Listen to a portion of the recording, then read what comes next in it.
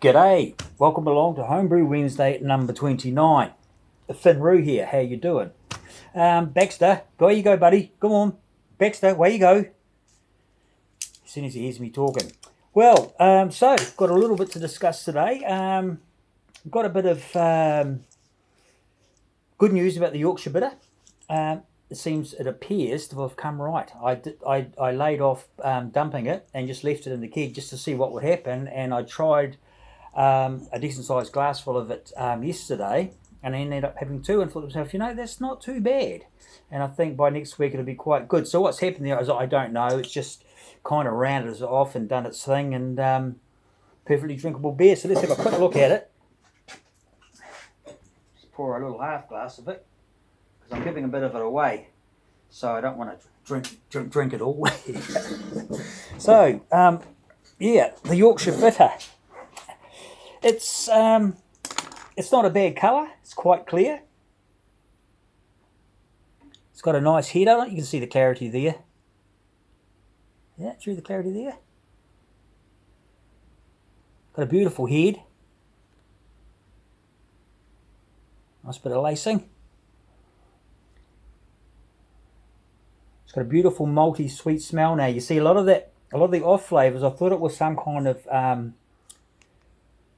so let me just get this right here. I've just been down at the Wigram brewery and just had an absolute brain battering because I asked a couple of questions that I was having trouble with. Just trying to sort out a few things. I'll get to that in a minute. But so the buttery thing, I think was I think it was Jared said that may be diacetyl. And yes, I certainly did get that buttery coating on the mouth, so it could have been diacetyl. Not sure how it got there with the process the way that I have it, but however, I don't know whether it was diacetyl or what it was, but there certainly was a slick finish on the tongue and roof of the mouth, and it had an off flavour which is gone. So it's got a really nice sweet malty smell. Not much hop presence, but it's a beautiful smell. Let's just go in for a quick check.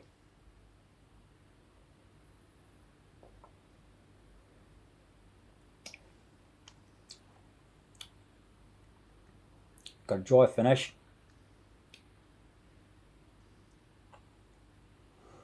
Yeah, it's much better. Today I can taste a little bit of this lemon thing going on in it. Very, very faint. I'm being really picky about it, but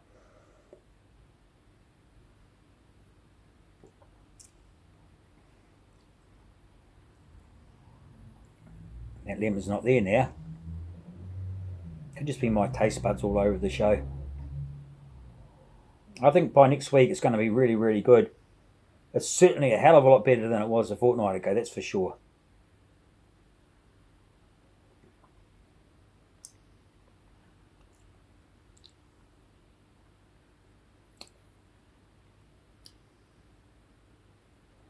I'm going to do it again. Recipe exactly the same. I'm going to change out the hops and I'm going to change out the yeast. I think it's beautiful, nice, dry finish.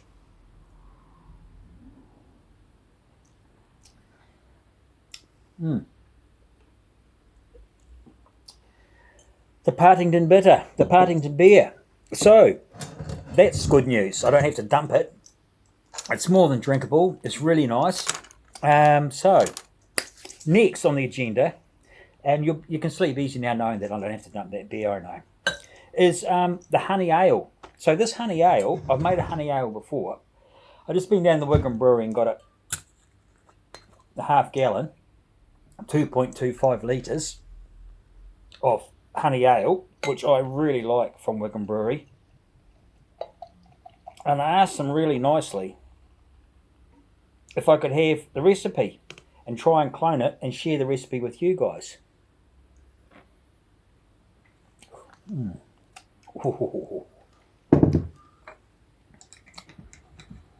So here it is. That's the honey ale. Nice and clear. Okay, they filter their beer. I've actually been toying with the idea of adding a process to my brew, which is filtering. So we'll see. But anyway, it's got a beautiful sweet honey smell, and they actually add their honey in at a couple of places. One of them being at filtering time. But Paul, the owner, was more than happy for me to share the recipe and put it out there, and for me to try and clone it. And next week, no, I've still got to do another Partington beer. Then I'm going to do the honey ale. So let's just see what we got here. It's a beautiful beer. This, I love it.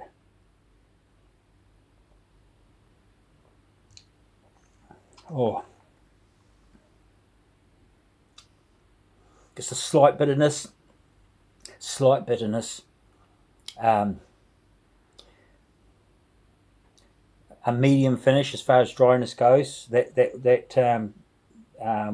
one I just tried before, the Yorkshire bitter, that was quite dry. And it had a very low finishing gravity too, 1006. So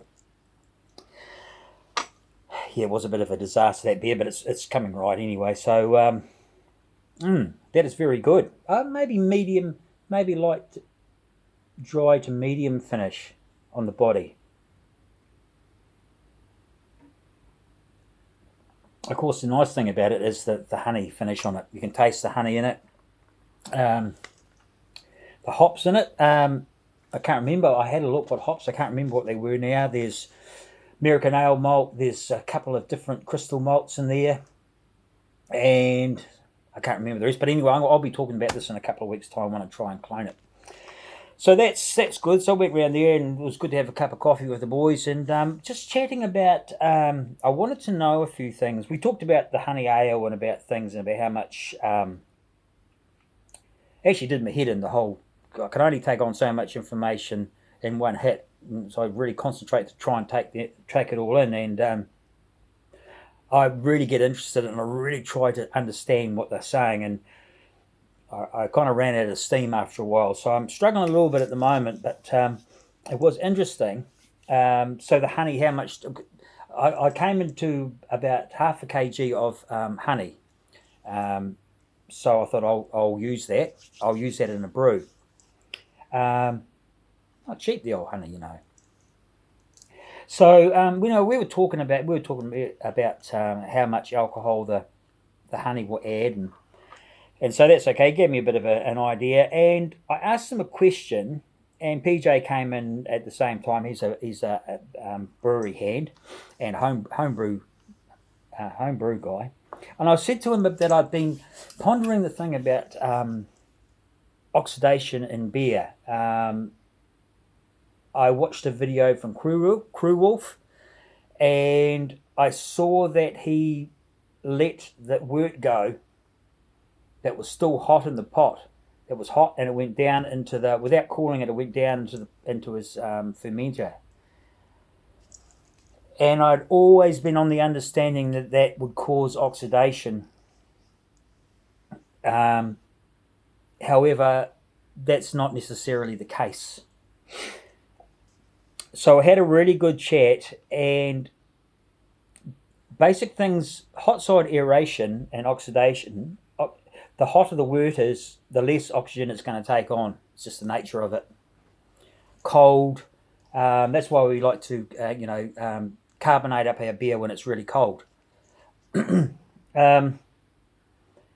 I always thought it was a smooth transition from vessel to vessel, no matter what, at what stage, hot stage or even cold stage. But it seems that the underlying point of it is that once fermentation is finished in the beer, then that's when oxidation can become an issue if oxygen is introduced into the beer.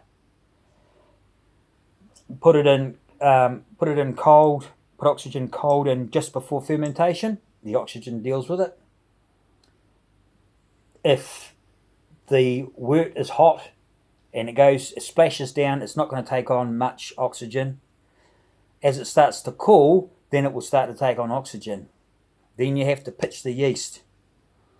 So there's a time lag thing, and I think it was a guy from Norway can't remember his name offhand. He said, make sure that yeast is sort of active and up and running, which is probably another good reason why yeast starter is really good. And I've gone sort of back to using yeast starters. So if that makes sense, hot wort doesn't actually take on a lot of oxygen. So adding oxygen to the wort when it's cold and then throwing in the yeast is good because the yeast is going to use it. After fermentation is finished, any oxygen added in the packaging, the kegging, bottling, can cause an issue with oxidation. So that's just my understanding of it at the moment, and I'll look into it a bit more and be a little bit more scientific about it. But I think at the homebrew level, it's good sort of weird things to know about as far as something like oxidation occurs. It's the packaging that can be the real issue. And that is not what I thought. I had it in my head that oxidation can happen at any point. Now, I'm not going to change my process. It's still going to be the same from start to finish as it's always been. I don't have oxidation problems. But obviously it's not due to just my process. It's just, at a specific time when oxidation is an issue, which is after fermentation, my process is okay to deal with, to not let any oxygen into the beer. So I hope that clarifies things. So that was after. So I got that information after watching Cruel Wolf's, and I'll leave a link to his video in the description below. So that's interesting. So yeah, that's it from me. It's a special Homebrew Wednesday today because it's Friday. So I'm knackered now. I'm going to go inside and listen to a bit of Rush on the vinyl. And so everyone, I'm going to enjoy this half G of wonderful honey ale. Next week I hope to be doing the Yorkshire bitter again. And then after that I'll be cloning the Wigram honey ale, Harvard honey ale. So cheers everybody. Brew on. Hope you're doing well. I hope you're all well. And take care. Cheers.